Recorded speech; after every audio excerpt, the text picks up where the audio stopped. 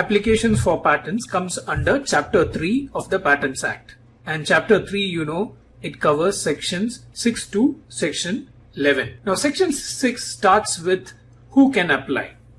And if you see this, there are few points you need to remember with regard to section 6. The first point is that there are two categories of persons who can apply for a patent.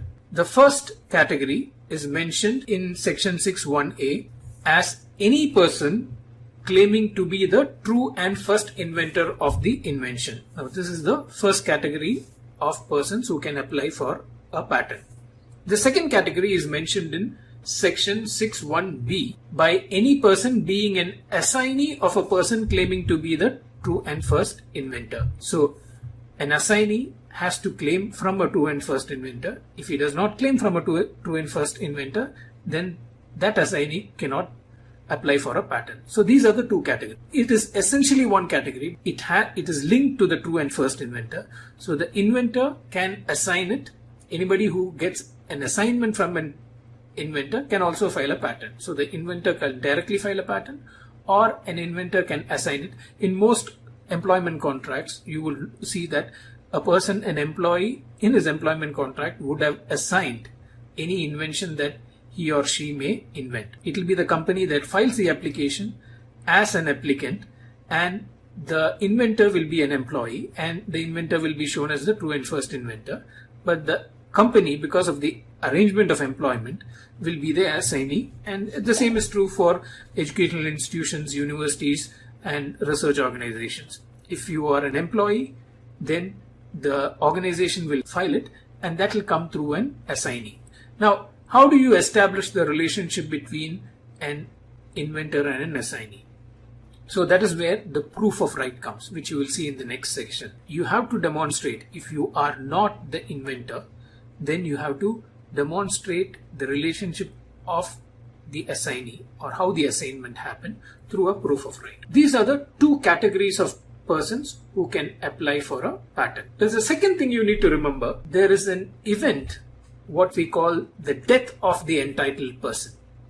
So in the event of a death of the entitled person, a person who's entitled to apply, which is the two categories that you have just seen, then the legal representative can also apply.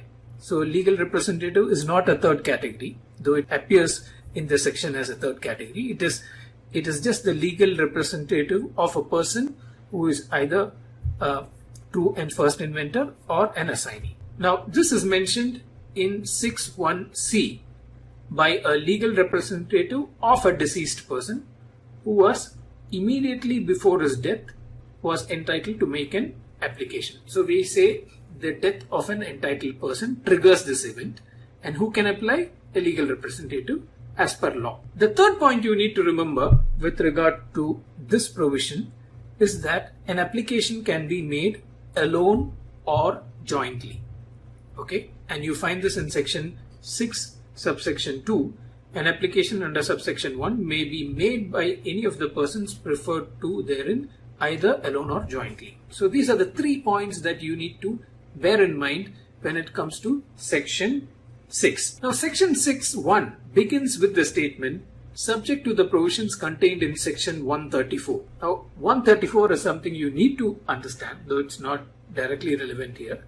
134 under the Patents Act brings in the principle of reciprocity, and 134 mentions notification as to countries not providing for reciprocity. Now, reciprocity means that India will extend similar conditions for patent applicants provided the country from which those foreign applicants hail also treat Indians in a similar manner.